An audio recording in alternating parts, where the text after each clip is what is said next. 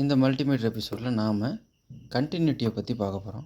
கண்டினியூட்டினா என்ன அப்படின்னு கேட்டிங்கன்னா, எல்லா எலக்ட்ரானிக் டிவைஸ்லையும் இந்த மாதிரி ஒரு சின்ன சர்க்யூட் போர்டு இருக்கும். இதை பிசிபி அப்படின்னு சொல்லுவாங்க. Printed circuit board. ஏற்கனவே பிரிண்ட் பண்ண ரெடிமேட் சர்க்யூட்ஸ் அவங்கவுங்க டிவைஸுக்கு ஏற்றாப்புல டிசைன் பண்ணி வச்சுருப்பாங்க. இதை எப்படி செக் பண்ணுறது, இதுக்குள்ளே என்ன ஃபால்ட் இருக்குது, இதை எப்படி செக் பண்ணுறது அப்படிங்கிறது கண்டினியூட்டி மோடு வச்சு நம்ம பார்க்க போகிறோம். கண்டினியூட்டி மோட் எலக்ட்ரானிக்ஸில் ரொம்பவே முக்கியம். ஒரு டிவைஸ் போயிடுச்சுன்னா முதல்ல நம்ம கண்டினியூட்டி மோடுக்கு தான் மல்டிமீட்டர் கை ஆட்டோமேட்டிக்காக போகும். அந்தளவுக்கு கண்டினியூட்டி மோடுறது முக்கியம். பிளாக் ப்ரோபை காமனில் வச்சு ரெட் ப்ரோபை வந்து வோல்டேஜில் இந்த ஓம்ஸில் இது எல்லாத்தையும் காட்டுற இந்த ஒரே ஒரு ரெட் ப்ராபில் வச்சிடணும்.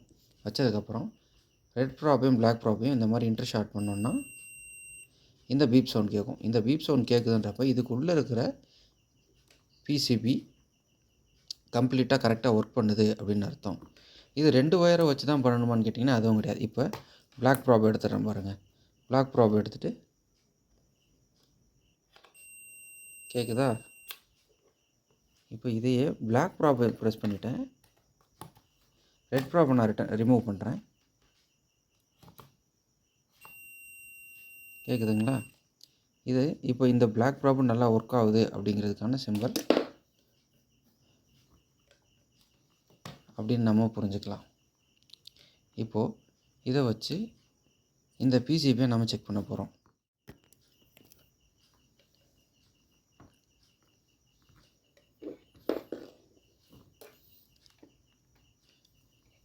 எப்போவுமே ஒரு பிசிபியை நம்ம ஃபஸ்ட்டு ஸ்டார்ட் பண்ணுறதுக்கு முன்னாடி கெப்பாசிட்டரை டிஸ்சார்ஜ் பண்ணணும்.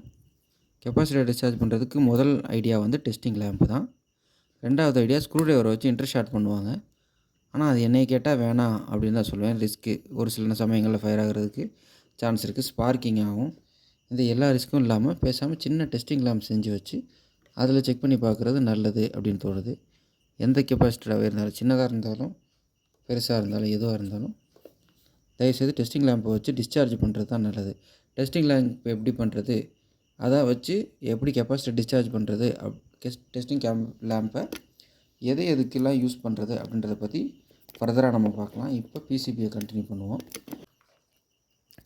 இங்கேருந்து இன்னும் ஸ்டார்ட் ஆகிருக்கு. ஃபேஸ் அண்ட் நியூட்ரல் உள்ளே வந்திருக்கு பாருங்கள்.